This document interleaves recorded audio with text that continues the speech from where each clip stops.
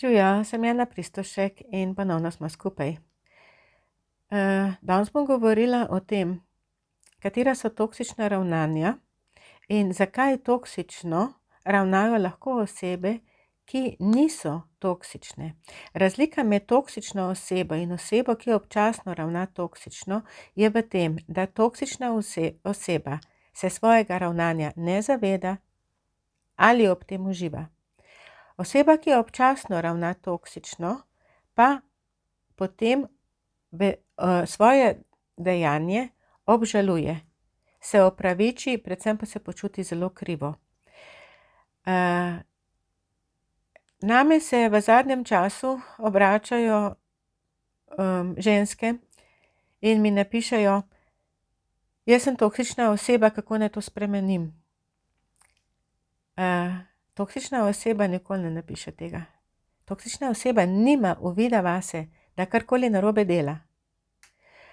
Če pa vam odgovorim na to vprašanje, kako lahko oseba, ki obžaluje svoje dejanje, nekaj spremeni v sebi, da bo naslednjič se odzvala drugače, je pa odgovor v tem, da si bo sama zelo težko pomagala. To je zelo slaba novica. Dobra novica pa je, da se da pomagati. Zakaj težko pomagamo sami sebi takrat? Zaradi tega, ker takrat je naval čustev je tako močan, da jih ne obvladamo. Takrat smo čustveno ugrabljeni. Takrat čustva delajo, karkoli pač že delajo. In kaj delajo? Delajo tisto, kar smo razvili v otroštvu. Če smo v otroštvu odrasli v družini, kjer je bil prepir dovoljen, kjer se je veliko prepiralo, je zelo velika možnost, da na ta način rešujemo težave v odrasli dobi. Se pravi, kričimo, vpijemo, glasni smo, jezimo se, izrečemo stvari, ki jih kasneje obžalujemo, govorimo stvari, ki škodujejo nam in škodujejo osebi, s katero se prepiramo. Drug način pa je, da kot otrok je začutil tako močno stisko ob prepiru odraslih ljudi, da ko bi se mogel nekdo postaviti zase, ko bi mogel povedati, utihne in ni sposoben spregovoriti. In druga oseba ostane brez besed, možgani nehajo delovati. In druga oseba vzame to kot ignoranco. Zakaj si tiho? Zakaj ne govoriš? Zakaj ne odgovoriš? In druga oseba to začuti kot toksičnost. Če ste odraščali v družini, kjer se ni smelo izražati jeze, se ta jeza ne izgine, jeza je. Vprašanje je, ali si jo priznamo ali jo potlačimo zelo globoko. In če se jeze ne sme izražati, se ta jeza kaže na drugačen način. Jeza se kaže v obliki užaljenosti, v obliki močne prizadetosti, v obliki pasivne agresije, v cinizmu. Ampak ko jaz delam z ljudmi, se zgodi, da jaz vprašam, da gremo na področje jeze in pravi, nisem jezna. Nisem jezna. In traja par tednov, par srečanj traja, da pridemo do jeze. In takrat je neverjeten izbruh jeze.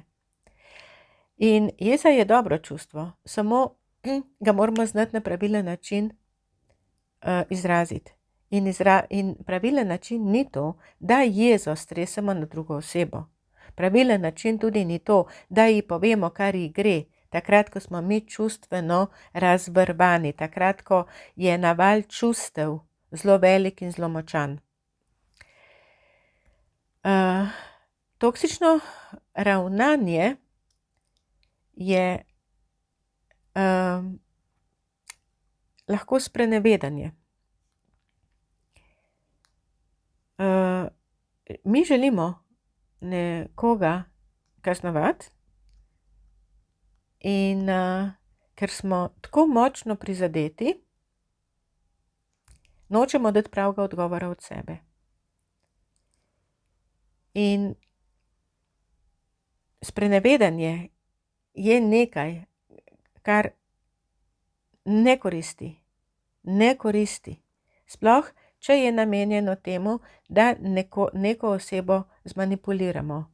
Kdaj netoksična oseba želi manipulirati?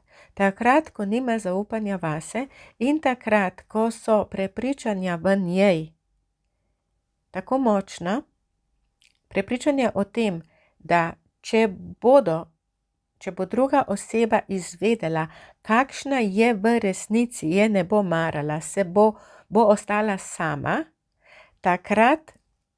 takrat je sprenevedanje način, da določene stvari pri sebi prikrijemo. Ampak v nekem odnosu to ne deluje dolgo. To deluje, a veste, to je maska. In ko smo mi v stiku z neznanci oziroma z neznanimi ljudmi, absolutno ni v redu, če mi razkrijemo vse svoje rane in vse svoje skrbi in potrebe in želje in hotenja in ne vem kaj še vse. Ampak ko smo pa z ljudmi, ki jih imamo radi, je pa prav, če smo odkriti. Vendar tudi odkritost je lahko toksična. Zaradi tega, ker ko smo mi odkriti in govorimo o sebi, je prav. Ko pa smo mi odkriti in govorimo o drugem, ti si tak, ti si taka, to si narobe naredila, s tem si me prizadela, tega ne narediš, tisto moraš narediti, tukaj si me razočarala. To pa ni več prav. Se pravi, kadar mi izražamo svoja čustva, morajo biti ta čustva, če jih oštevilčimo od 1 do 10 in je 10 največja količina, mora biti nekje na 3 in 4. Ker kakor so čez 5, mi nimamo več vpliva na svoje čustva. Čustva obvladujejo nas. In vsa čustva, ki so nad 5, nad 6, pa v vsej verjetnosti, 99% možnosti je, da takrat ravnamo toksično. Kljub temu, da potem obžalujemo, da nam je žal, da čutimo krivdo, da se hočemo popraviti, da rečemo, nikoli več ne bom tako reagirala, ampak ko pride spet tisti impuls, ko se zgodi nekaj globoko v nas, na kar mi nimamo vpliva, takrat mi tega ne obvladamo več.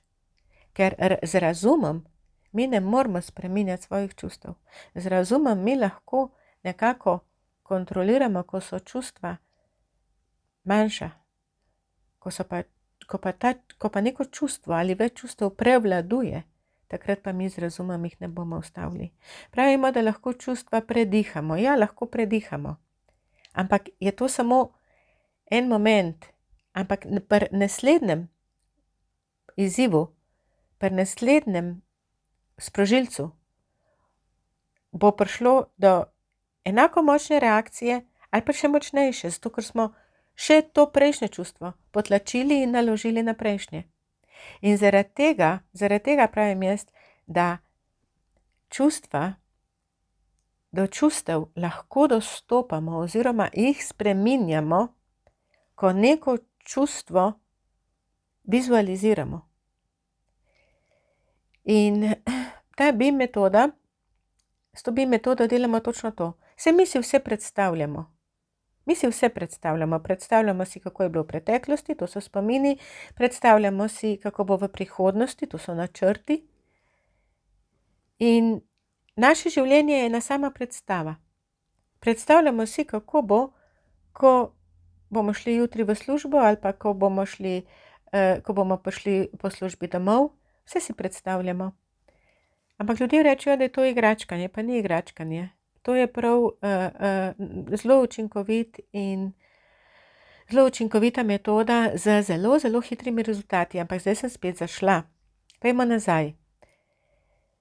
V knjigi Ko ljubezen boli ali Toksična oseba in jaz sem opisala, kaj je toksično ravnanje. Opisala sem, kdo je toksična oseba in tudi, kdaj čustveno občutljiva oseba, empatična oseba ravna toksično.